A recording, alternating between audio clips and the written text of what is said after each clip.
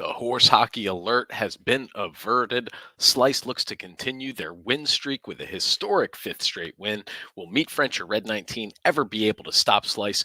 The city of Milford stole my trash can. Will I ever get it back? The truth will soon be known on the Clash of the Pencils live stream. Dirt on the street tonight, short stories in the spotlight. Writers bring their best to light. The story central time. Breaking down the plot, characters that fought, twist that hit the spot. It's all here live tonight. Are you ready for some stories in a live stream glory? It's the contest of the year.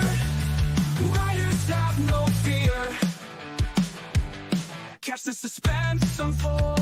Feel the tales being told. Critiques fair and bold. The truth will soon be known. Jawless from far and wide. Mysteries you can't hide. Every twist takes the door right. By these rules we abide. Are you ready for some stories in a live stream glory? It's the contest of the year. Writers have no fear.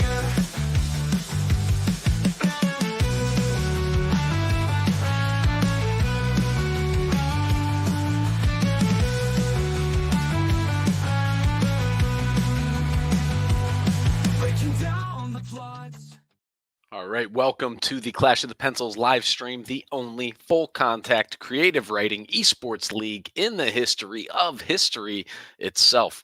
My name is Tom Sherman. I'm joined, as always, by Greg the Reader Peterson. We are here to analyze the plot, character, and setting of the top short stories of the day. So every day, authors from across the internet submit a handwritten one-page story based off a prompt that we reveal at the end of the live stream. And then the top three stories get submitted to the public at large, who votes for their favorite. And then we reveal the winner at the end of every show. So what does it take to get into the finals? That's something called the keys to victory. And so there are three elements that triangulate to create a story. That is the oh, wait, hold on. Geez, maybe if I'm on my presentation, it'll work. So that is the plot. That is the setting and the characters. So the closer an author can strike to the center of each element, the more engaging, visceral, and exciting that story will be. So keeping that in mind, Greg, what do you think the authors are going to be focusing on when dealing with today's prompt, which is there's been a mix-up. A crocodile chef's restaurant accidentally gets musical instruments delivered from a rock concert, forcing the croc to get creative with that night's dinner menu. Wow, there has been a mix-up there, Tom. Tell me about it. I think the setting is pretty well established. We're going to be at a restaurant. We're going to be cooking up something special, but just exactly how these various props are going to be incorporated into the menu, I think there's some room for creativity given these constraints. Mm-hmm. Yeah, it's definitely seems like sort of a plot heavy scenario here. We've got the setting, we've got the characters. How are they going to deal with such a mix up? So the only way to figure that out is to jump right into it. And so we will start off with Red 19 here. With this isn't accurate. This is only since records have been being kept. There's a little prehistory, but this is since history began. This is Red 19's fourth appearance in the finals. So here we go with their story. "Where is my order?" bellowed Rex as he paced back and forth in the kitchen. "It was supposed to arrive yesterday. I'll never be ready for my big grand opening if it doesn't get here today." Rex was distraught, on the verge of crocodile tears, waiting for the elusive package of supplies to arrive. He wanted everything to be perfect for his new restaurant's debut. Rex was determined to make Scales and Shells the premier seafood restaurant in Crocodile Alley, where his fellow amphibians could eat in succulent dishes skillfully prepared by Rex himself. After a lot of jaw-dropping and tail-slapping, he heard the familiar low rumble off in the distance, which grew louder and louder as the truck got closer and closer. Rex crossed his webbed toes and hoped that the man in brown would soon be at his doorstep. When he heard the tinkling of the bell which hung on the front door, he hurried to find the delivery man with his overdue parcel and sighed a huge sigh of relief. Rex tore open the box and his beady little eyes almost popped off his head. This was not his order. Instead of table settings and cooking utensils, the box contained musical instruments and sheet music. Grah! What's a croc to do? Rex's reptilian brain swung into overdrive to try to come up with a workable solution. I have an idea, exclaimed Rex, and it just might work. After working dawn to dusk and dusk to dawn, very tired, Rex opened the door to Scales and Shells, greeting the block-long line of customers.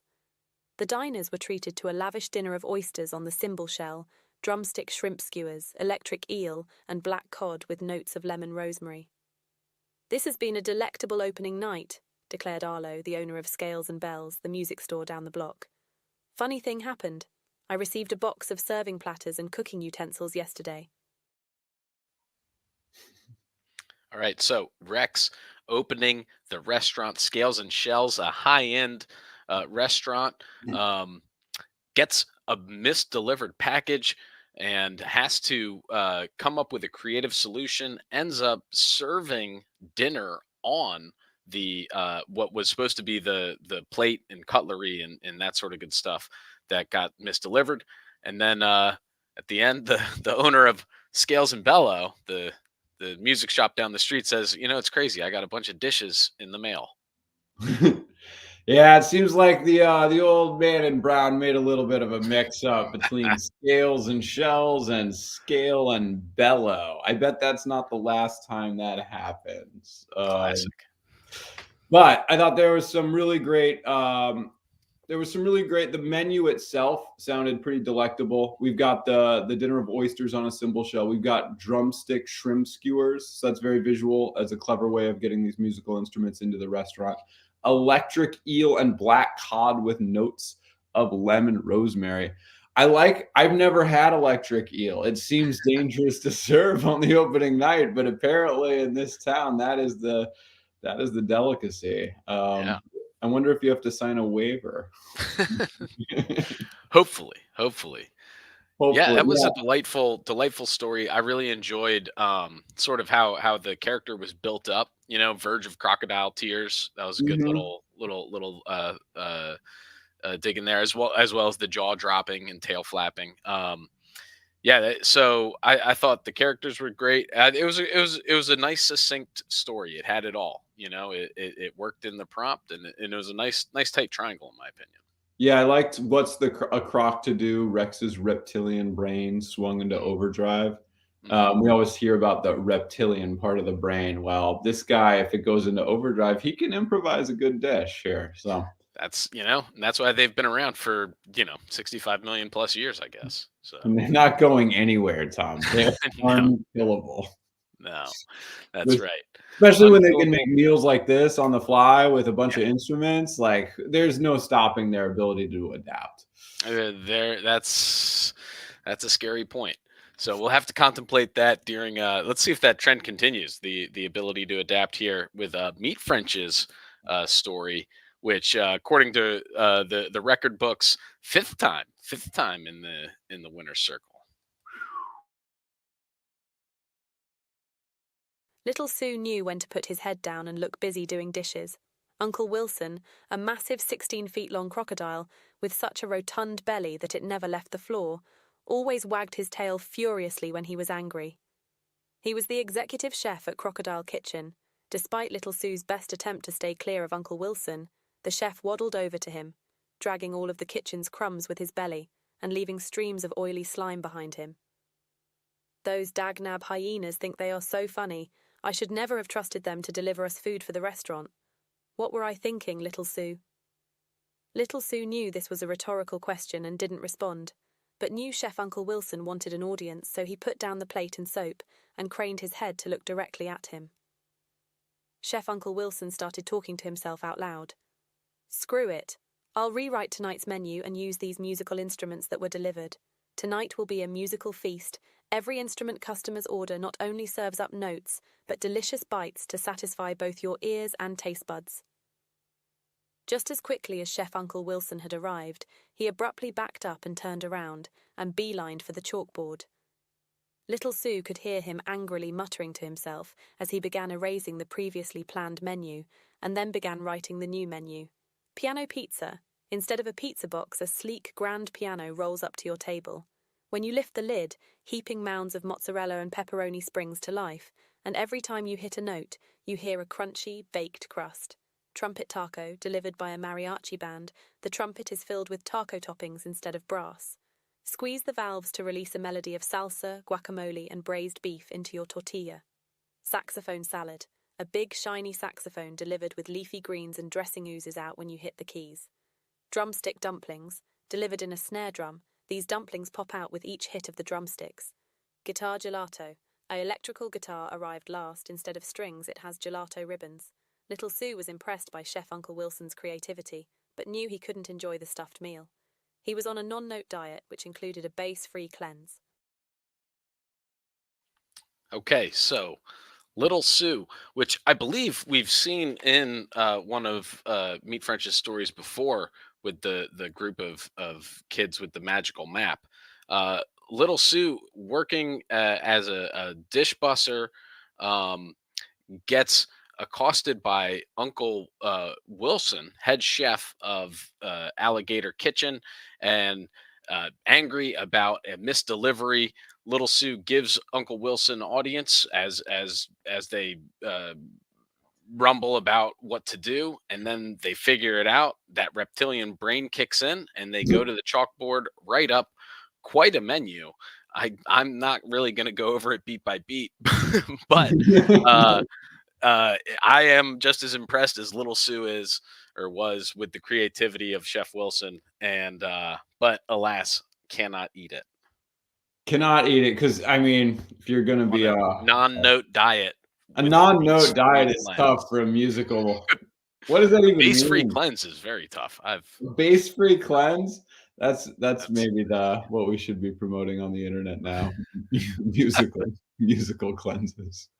I liked the fact that Uncle Wilson was strongly imagined from a character point of view, naming him as the executive chef at Crocodile Kitchen.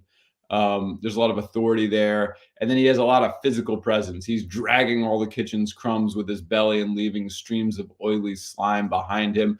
Seems like a health code violation, but we're going to play right past that. I liked how there was like the dynamic between Little Sue and this 16-foot long crocodile. It's like we open with that. Little Sue knew when to put his head down and look busy doing the dishes. He's not actually doing the dishes. He's just looking busy at doing the dishes because he fears his employer's wrath. right. He's not answering the question. He's looking like he wants to listen to answer the question. Yes. Exactly. Every student knows that look all too well. And then those dagnab hyenas. Mm. How can you trust the supply chain to a bunch of jokesters? I feel like that's the real villain in both of these stories so far is the person who's making this mistake on delivering at the last second, the key ingredients here. Mhm. I wish they would come back, but yet both chefs make it work. I had Storyflix and I had trouble understanding how some of the musical menu worked. Mhm. Just from a logistical or a plating point of view, how these Right. these things go. Some of them were a bit figurative, but overall it was nice. I don't think it's as tight a triangle as the first one. Mhm. In terms of paying off, but I liked the creative blending of notes. What did you think? Yeah, I think that the character development was really the strongest part of it. And the the dishes, well, I thought what was interesting was actually that in both cases the chef ended up using the instruments as the plating and as the dishes, not necessarily as the food itself. It's not like there's been a food misdelivery necessarily and they don't have anything to eat. It's just something has been misdelivered, but they still have enough food to serve on the instruments. So I think that's a good creative uh, way that the authors have been able to work around. You know what I mean? This issue of you can't eat nothing. So Mhm.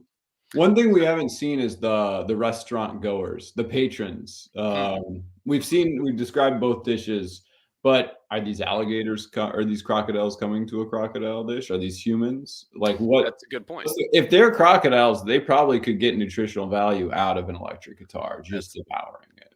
That's a very good point. Yeah, we've had the description of the chefs, the bussers, and the delivery folks, but we haven't quite yet gotten the diners, except the owner of Scales and Bells, who got Right. the. So, anyways, we'll see what Slice has cooking up. And again, this isn't full history, but apparently sixth time when in the winner's circle since history records began. So let's take out Slice or check out Slices. He said to ignore the error. What do we have on leg? Elton, head chef at Garrial, asked his sous chef Salty. We got potatoes. I'm scrubbing 'em. We have herbs and the small stuff, but we need mains. Even you can't make a service happen with no entrees. The hippos out there won't eat guitars and amps, Salty said, reaching a leg into the sink to extract another potato and start scrubbing. The owner of Girial strode quickly back to the kitchen where the crocs had congregated. So guys, any ideas on what we can do with these instruments tonight? Spurgey said, his long neck contorting to bring his beak inches away from the crocodiles' mouths one by one. Could do a play on drumsticks, right? Spurgey said, contorting again and oscillating between the nonplussed crocs. How about 5-string sea bass, right? He said again, contorting and disrespecting personal crocodile space. Maybe some grilled red drum. This time, Elton subtly grabbed a giant pot and filled it with warm water. How about hand-battered handpan, right? Elton gently picked up Spurgey and placed him into the pot of warm water. Or artisan macaroni and cheese balls, guys, right? Elton and Salty began plucking Spurgey's feathers as he continued suggesting creative menu items. Could do pate, am I right? Or tambourine tabbouleh, guys. The two crocs finished defrocking Spurgey. The ostentatious ostrich owner lifted him from the water, patleting and dredged him in flour. Accordion squash soup, guys. Am I right, guys? Mandolin a mandolin and some banjos au gratin, guys. Hear me? Cello pops for dessert? Fried charango with chocolate sauce, fellas. The crocs knocked loose the excess flour and dipped Spurgey in beer batter, letting the excess drip off. They dipped Hell in coconut while Spurgey kept offering ideas. They added Spurgey to a deep fryer at 375 degrees, and after 8 minutes plated him with lemon wedges. He was brought to a table of hippos, still brainstorming. Wow. All right. So here we have Elton, head chef at Garrial, saying, working hard, trying to put something on the table. The owner said to ignore the error of this misdelivery, but they've got no entrees and no mains. no mains. And as they're trying to brainstorm, saying, the hippos, they're not going to eat guitars and amps. The owner, Spurgey, who's an ostentatious ostrich, strides into the back and starts brainstorming with some really great puns of what they could do, a play on drumsticks, perhaps, as he contorts his neck in and around the crocodiles. The person disrespecting the personal crocodile space. And You're really asking for it. You're really asking for it, Spurgey. And then, as Spurgey goes on this brainstorm, the crocodiles slowly batter him and fry him and serve him to the hippos. Pluck the feathers. Pluck beer batter. He just doesn't. He's missing the what? He's missing the plot entirely here. Oh my gosh. He thought they were still brainstorming as he was Slice is nailing the plot while Spurgey is missing the plot. Yeah. The way it ratcheted up was really masterfully done here towards the ending. In one page, you get an entire world. It's very, very, it's densely the language, just the sheer excess of language that's going on to make this world come alive we get like the Crocs, these no nonsense. This is a restaurant where we've got to make things work. The owner's coming back there thinking that he's being helpful. He's the main course. There's a plot twist coming, Tom. And these hippos, they won't eat anything. They won't eat the electric guitars or the amps. They really want that ostrich. That's right. And the Crocs know how to keep the patrons happy, even if it comes at the expense of the owner. So we get a little bit of that Marxism that wants to just pop out in Slice's stories. still happening. It's so great. I mean, there's nothing better than working hard when you're slammed in the back of the house, and then the owner coming back and just starting to throw out great ideas. Yeah. Am I right? Am I right, guys? Am I right? Hear me? especially ones that might not be helpful ever at the moment. Yeah, it was just. I think that was just sort of a spot on classic. I mean, that shows how Slice has had such a grip and a stranglehold on the top three for so long, because the characters were well developed. I mean, which set up the plot, and the setting was also driving the plot the whole time.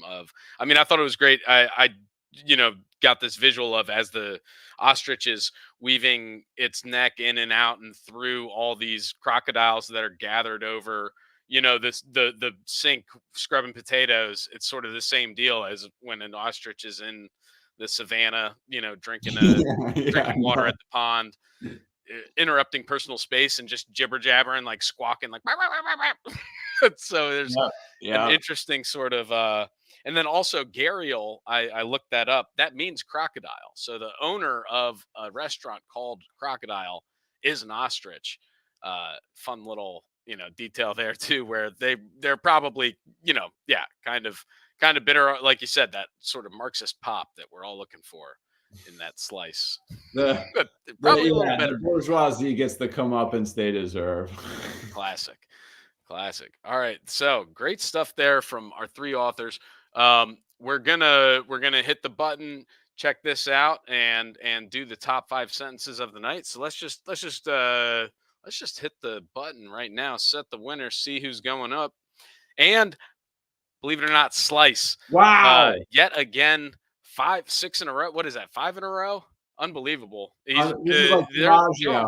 What's that? This is a DiMaggio streak here. It's unreal. If Slice wins tomorrow, that would be 2 straight weeks in a row that Slice takes down a perfect week. So, wow. Sharpen those pencils. I mean, it's take notes. I guess I have no idea. I have no. They can't be stopped. He can't. He's yeah. Well, it'll have to be next week, because today is Tom. Today is Friday, and our next contest. Today is Friday.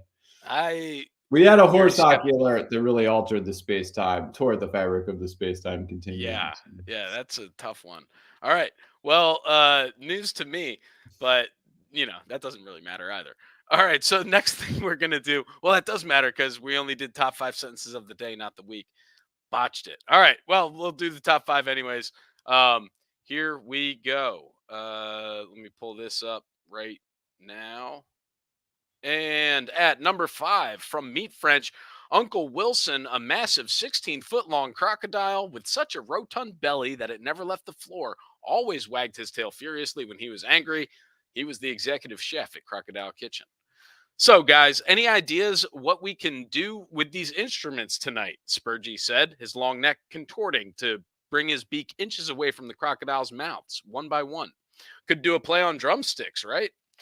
Rex was distraught, on the verge of crocodile tears, waiting for the elusive package of supplies to arrive. Number 2, from Meat French, those dagnab hyenas think they are so funny, I should have never trusted them to deliver us food for the restaurant. What were I thinking, little Sue? And the number 1 sentence of the night from Slice, they added Spurgey to a deep fryer at 375 degrees. After 8 minutes, plated him with lemon wedges. He was brought to a table of hippos, still brainstorming. Those are your They top looked 5. hungry. Those hippos looked pretty hungry. They really do. They really do. And I mean, you know, they got to eat something. They're not going to eat nothing. So there you have it, folks. The top 5 sentences of the day. Let me see here. I can remove that, but I'll keep it playing. I don't know. Just keeps going. You know, it's got a mind of its own. I'll move on to the leader. I had the leaderboard set up like it was Thursday. The whole not the horse hockey alert yesterday really, yeah, like you said, threw me for a loop. But that's fine. Here we go. Here is our next prompt. Uh-oh. The gym teacher never should have put the boundary for the 5th grade's capture the flag game in the enchanted forest behind the school. What could go wrong? No, that's fine. It's fine.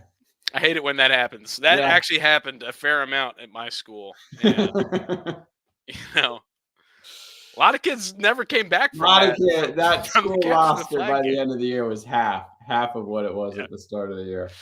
And they say PE is a joke, but no, not necessarily. Not necessarily. So awesome. Great prompt there. Where do you think what I don't know. The setting. It's all in this setting. It's all in the setting. Yep. We got a Hunger Games situation behind the school, Tom. Honestly, that would be fun. Yeah. But hey, maybe that's just me. All right. Until then, keep those pencils sharp. And don't let your creativity get captured. Right.